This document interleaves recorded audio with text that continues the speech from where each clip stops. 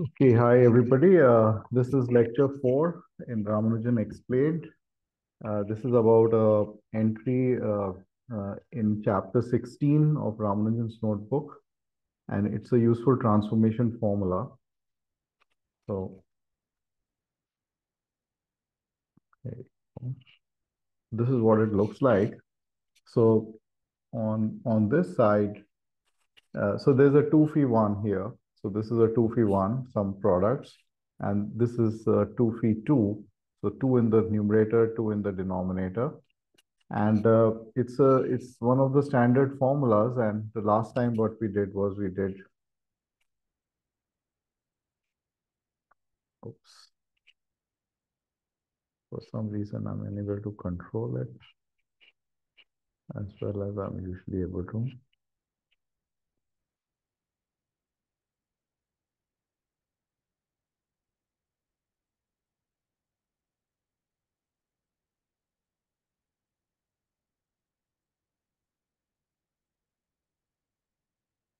Okay,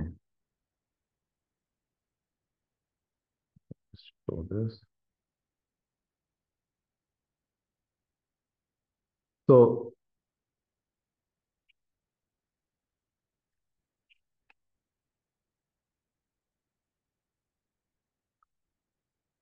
So the last time we proved the first formula over here using what is called Heine method, and this time it's about a minor modification in the technique. But before that, let me just introduce the exercises in chapter 3. So first thing is that we can iterate. So we can apply this 2 phi 1. So it's of the form 2 phi 1.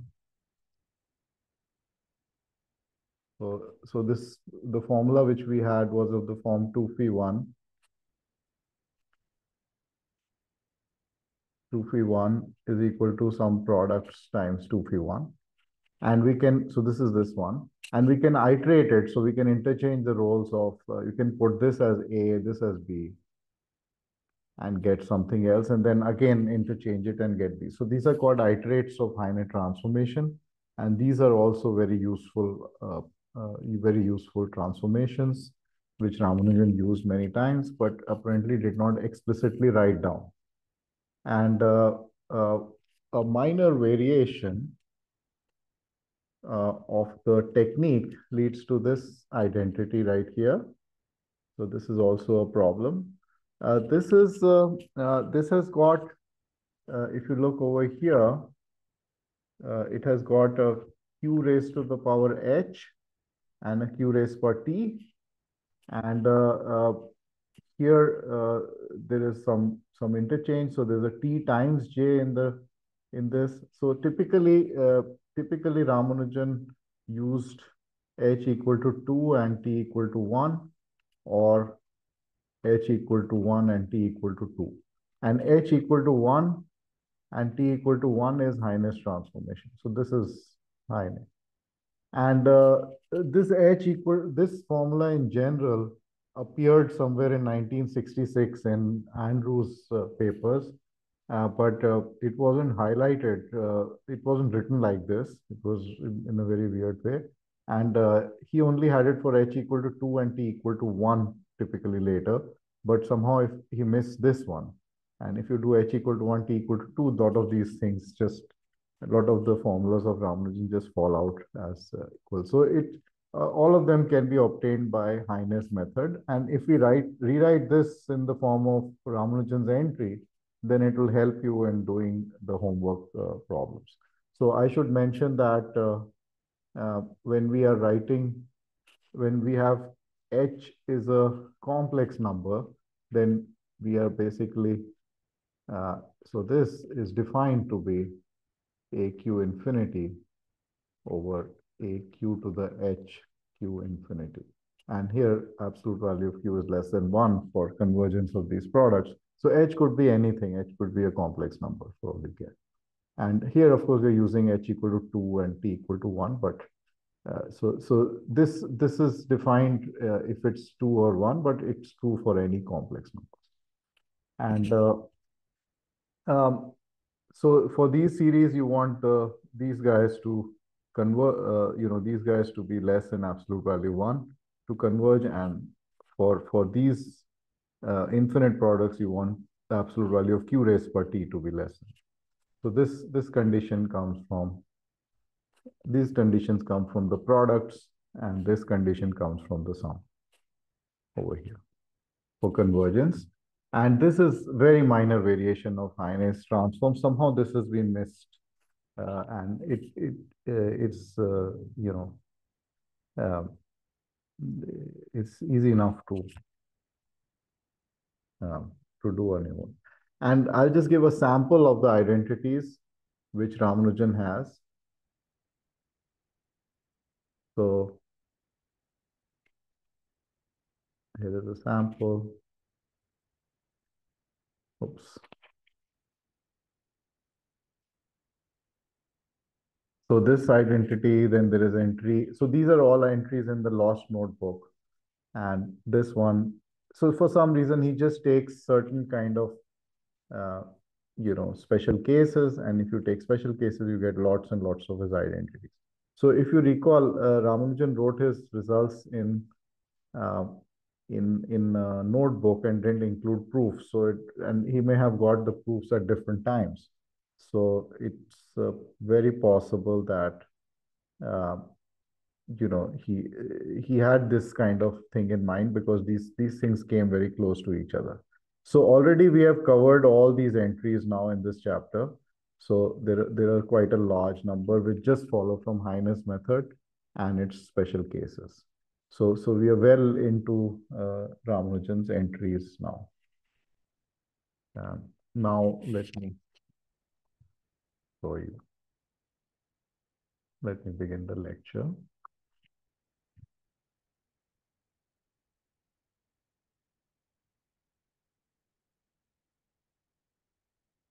So I'm sorry if there's something wrong with something which I've done,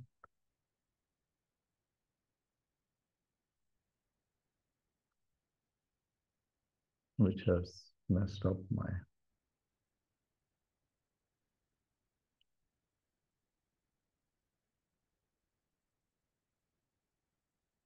file. Minute later, let me write it down. So one item I should mention,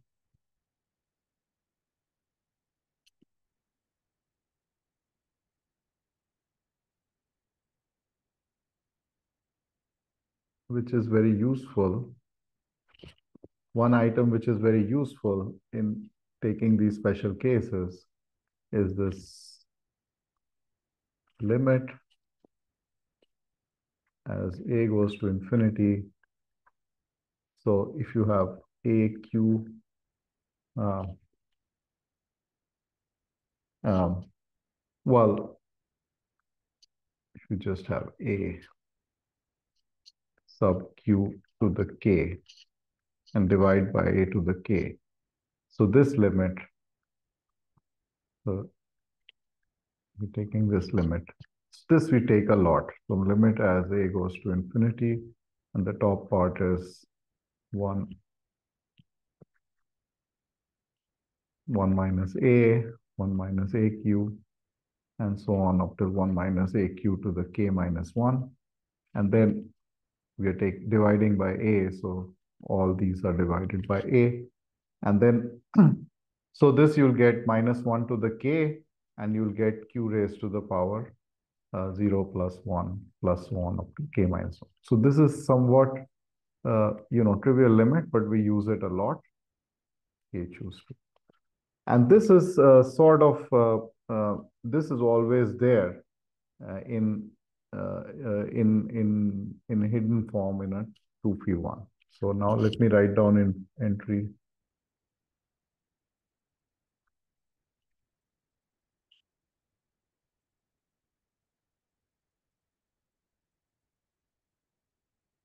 entry. So volume 3 again of Ramanujan's notebooks. This is the entry.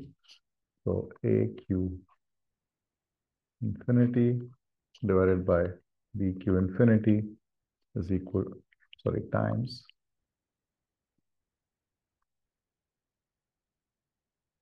the sum k going from 0 to infinity c b by a uk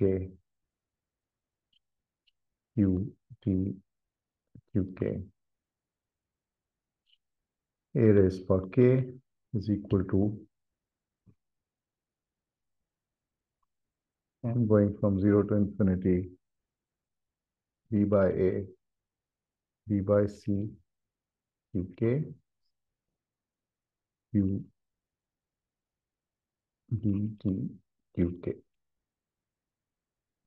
minus 1 raised for, okay, so this should be m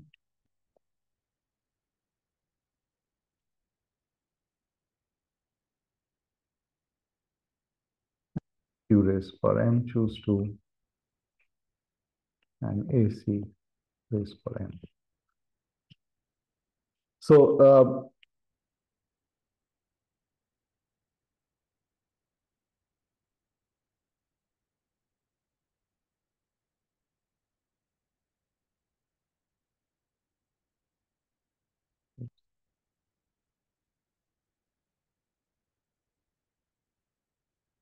okay.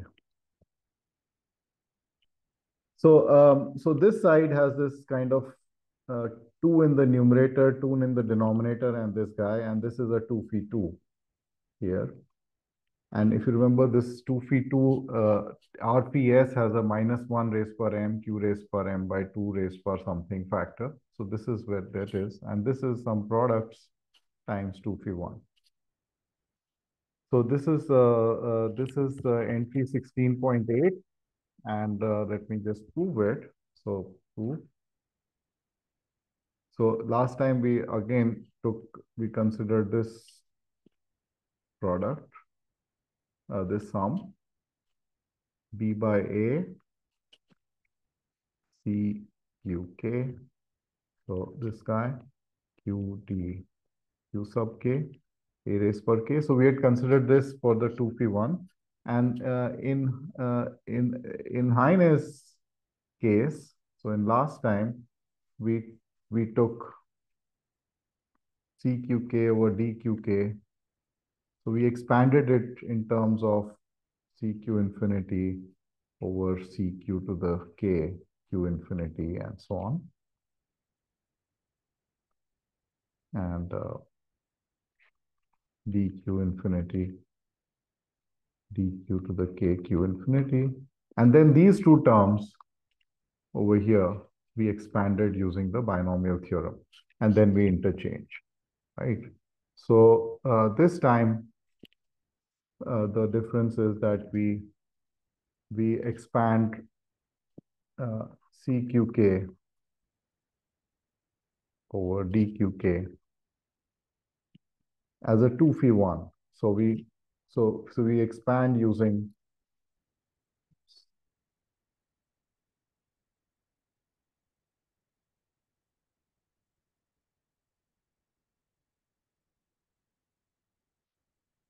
I don't know what to do. Okay, this is better.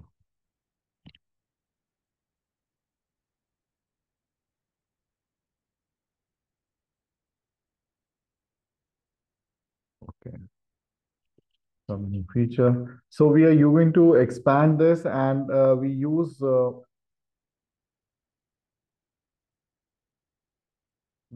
this um, identity which we did last time.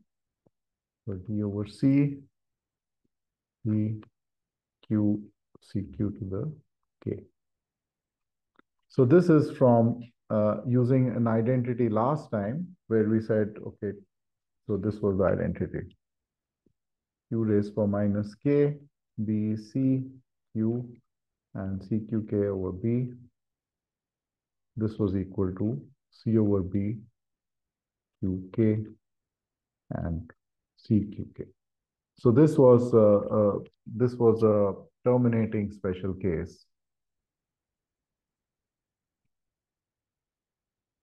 of q Gauss it was also called Q Chu Vandermonde. So this was one of the corollaries. So instead of using this infinite product, we just use this uh, to expand these terms in Ks. So K going from 0 to infinity, B over A, Qk, Q, Qk, and A raised per K. And then I'm expanding this from using this chap, and I get Q raised per minus K, then D over C, Qm, and Q and TQ sub, and CQ to the K raised per M. Right, so this is what we get, and this is of the form. So here is the magic trick. This is of this form.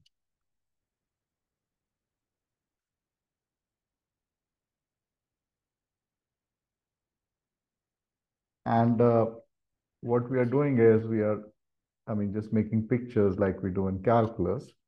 So this is M, this is K.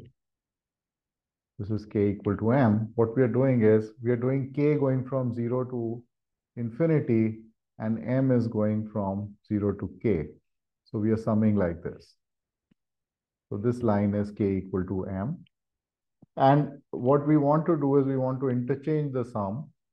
So what we do is we have M here and K on this picture, and we start going like this. Right. So this is this guy. If you write the same thing, you will get M going from 0 to infinity now, and K is going from M to infinity, AKM. And this chap right here, we can write it as M going from 0 to infinity, K going from 0 to infinity, AK plus 1, M. So why K plus M? Because when K is 0, then you get AM, and you're starting with AM. So when K is 0, you get M plus 1. So this is just Cauchy's uh, product in reverse.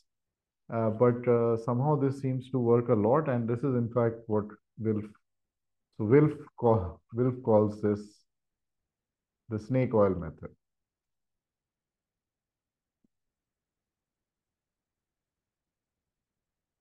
So snake oil is supposed to cure every disease. So Wilf felt that this cures everything, and we use it a lot uh, in our work. So now what is S? So if we just interchange this guy, so S becomes uh, M going from 0 to infinity, D over C, QM, and QQM, TQM, C raised for M, K going from 0 to infinity,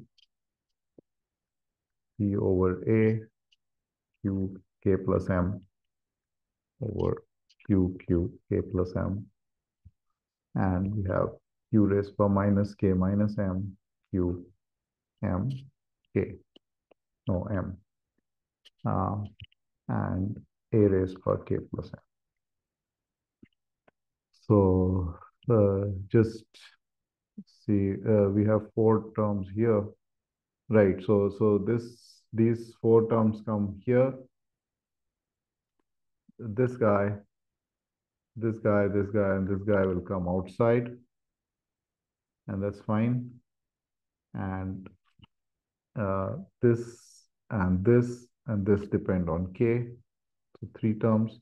And there is an additional power of Q, which I've forgotten. So it's over here, it's Q raised to the power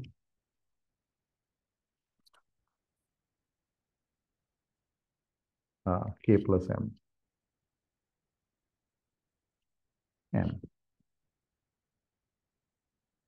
Right, so we simplify this. How do we simplify? So, so simplify a little bit the inner sum. So first thing is that P over A Q K plus M. Uh, we, we write it as P over A Q M. So first M terms and then the rest, the K terms. And B, we use this uh, identity, which is formed by reversing the products and just multiplying and dividing by the right thing. So this is one of the elementary identities. Q raised power k choose 2 minus mk. And this one we will use with n going to k plus m and k going to m. And if we do that, we'll get q raised power minus k minus m qm. This is equal to q. So k plus m on top and k plus m minus m at the bottom. So you get k and you'll get minus 1 raised power m q raised power m choose 2 minus k plus m times n. So a lot of things cancel.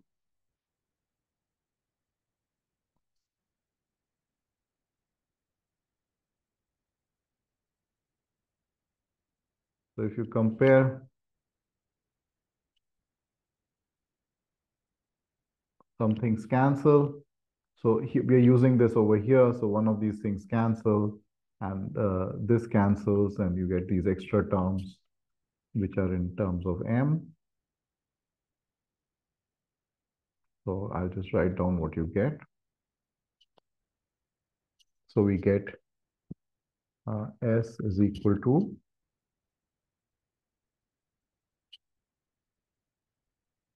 summation m going from 0 to infinity d over c p over a to m q t to m a c raised for m minus 1 raised for m q raised for m choose 2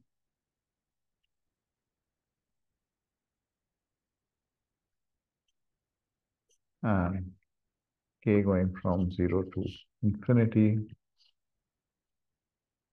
bq to the m over a q sub m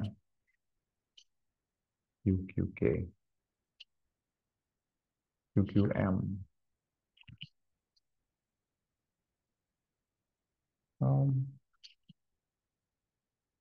So there's something wrong here.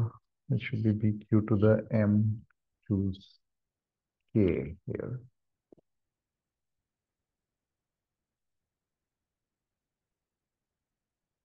And there's a qqk plus m, which cancels with qqk plus m.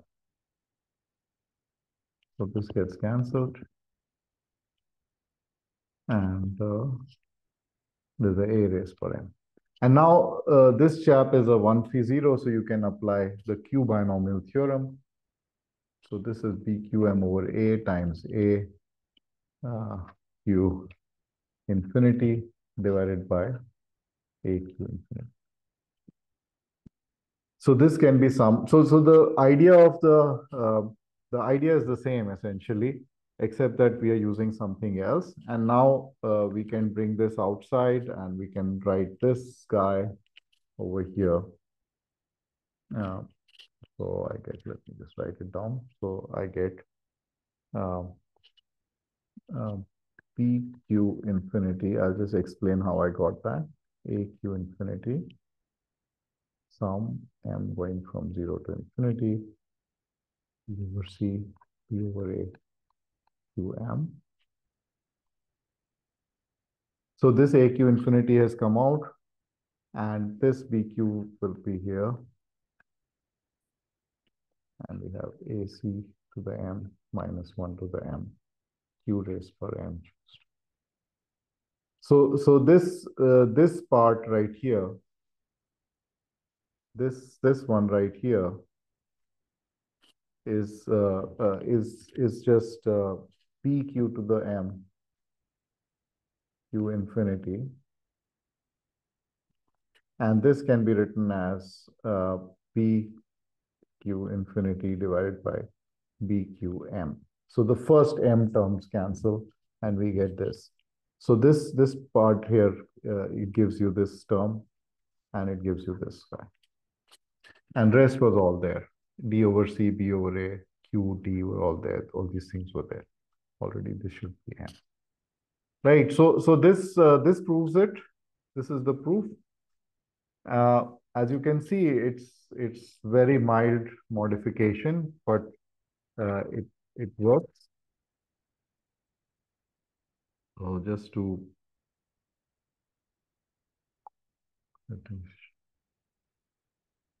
yeah, just to summarize, now it's very small, but you can see that all we are doing is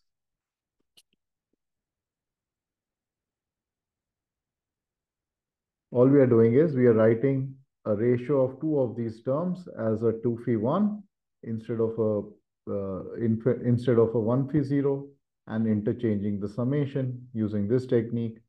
And again, this technique is super useful. So you'll see it all over the place. The technique of just interchanging the sums. And then just simplify and get whatever you get. So it's really a derivation proof. It's quite simple somehow. Uh, this identity, uh, there are all kinds of vague proofs which are given, but one of these proofs is this one in Bruce Burns' book. So it has many proofs which are given there, but this is a simple enough proof, and it follows very simply from our technique, finite transformation. So let me list some corollaries. So this is the next identity, entry. So chapter 16, entry 3 dot dot um, sorry, volume 3, chapter 16, and then 9. So this is AQQ infinity times q raised per k square e raised per k over q AQ QK, k going from 0 to infinity.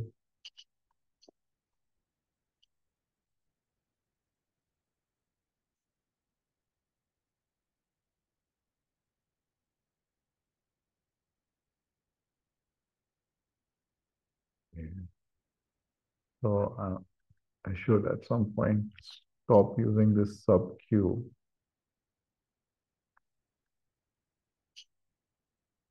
K raised per k, q raised per k, k plus 1 over 2. So how do we prove this?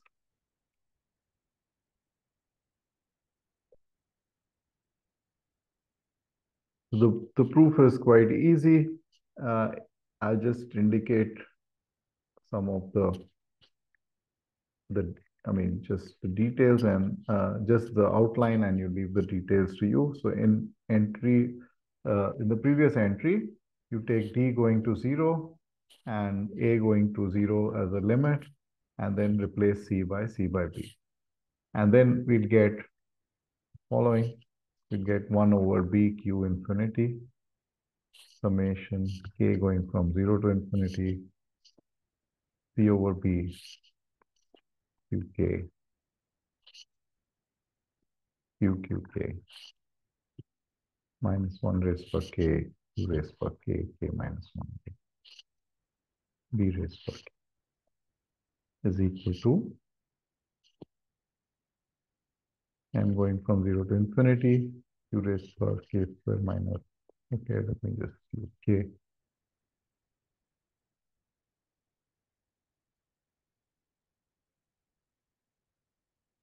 c raised per k and b q raised b comma q,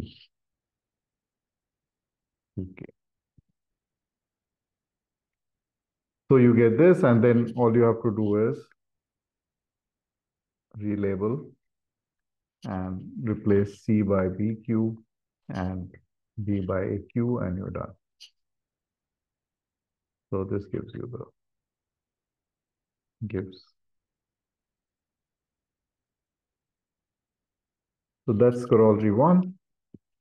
Corollary two, this is entry, another one of his entries, III.16.3. And also in the lost notebook, it comes up again. So in the lost notebook, he is for some reason looking at the transformation theory of 2p1 type series. And we will at some point see what the reason is. And the reason has to do with Ramanujan's later work in mock theta functions. Anyway, so this is k going from 0 to infinity, q raised per k square a raised per k divided by q a q sub k is equal to 1 over a q infinity. So this is a summation theorem, and the proof is very simple. You put B equal to A in corollary 1. And there are two more corollaries, two further corollaries.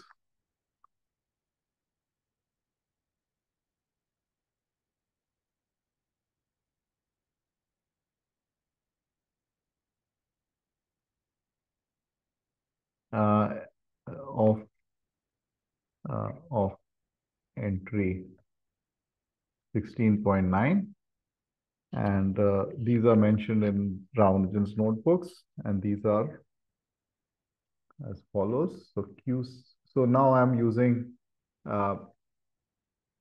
suppressing the q, so a sub infinity is the same as a q sub infinity here.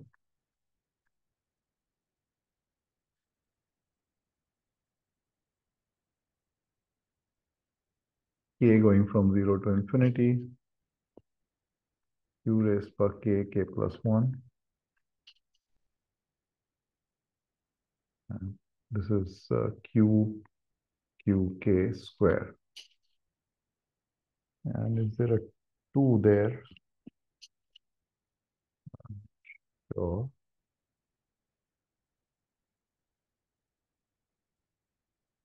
I'm not sure about this. I've checked, but I think there might be a 2 here. So this should be equal to minus 1 raised per k q raised per k into k plus 1 over 2.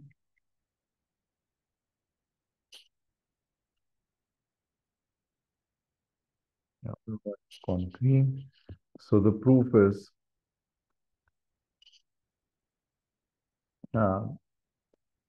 I mean, you can say it's an exercise. Let me put it this way.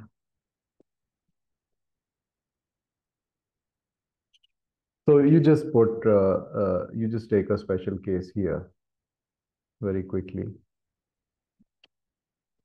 and get the answer.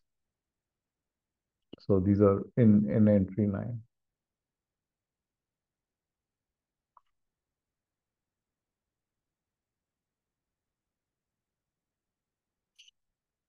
So these are corollaries of entry 9. So this one. Oops. So it's of this guy, of corollary 1. So it's corollary, it's an entry of here. So you put P equal, sorry, you put, I mean, you get rid of a lot of stuff and you get this. And the other one is back to this notation, q square infinity, k going from 0 to infinity, q into k 2k plus 1.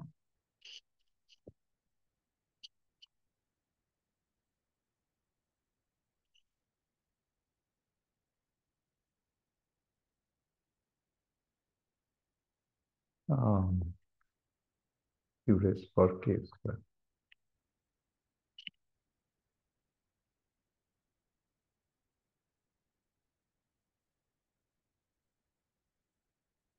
Okay, again, proof is a exercise. So you have to check whether this is divided by 2 or not as part of the exercise.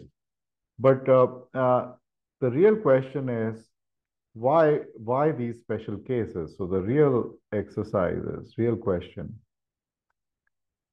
is why these special cases?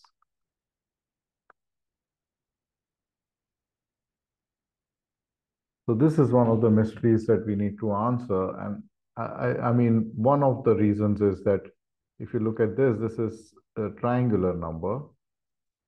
So q raised power a triangular number. And this is q raised power a square.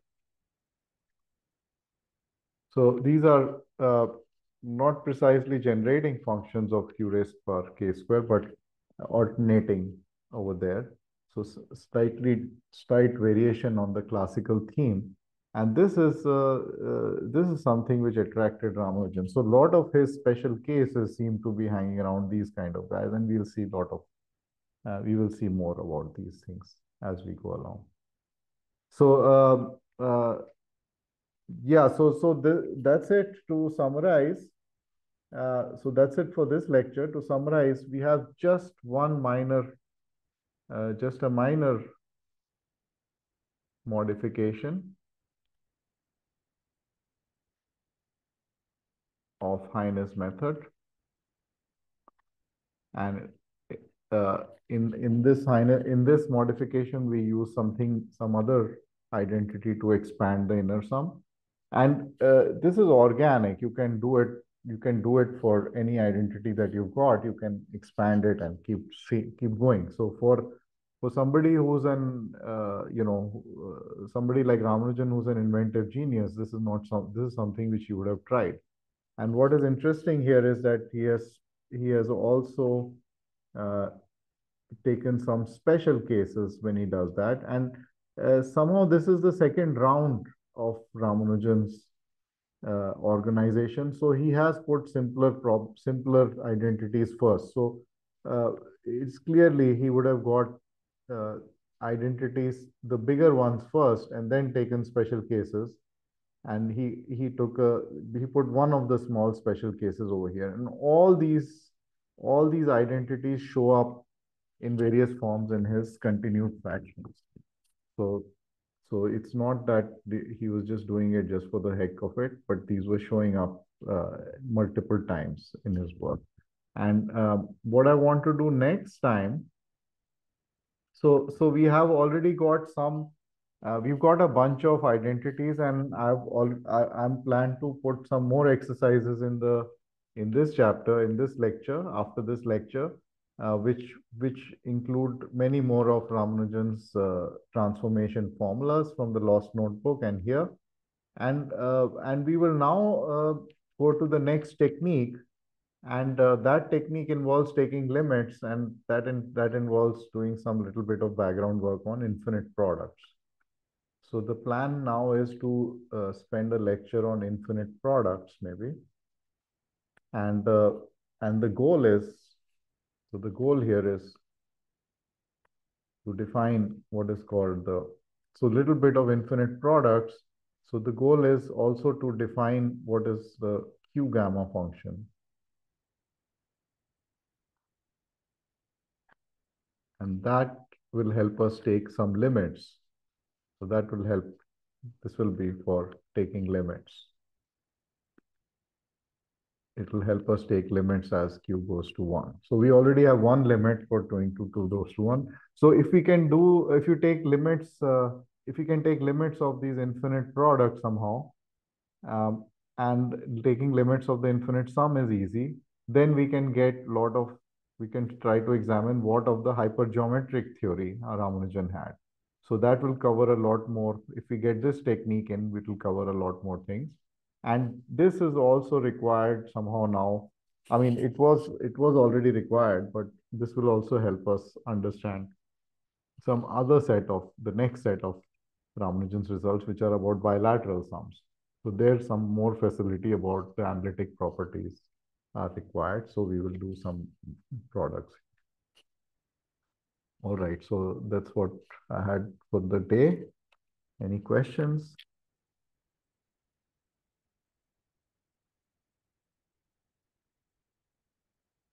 Or comments?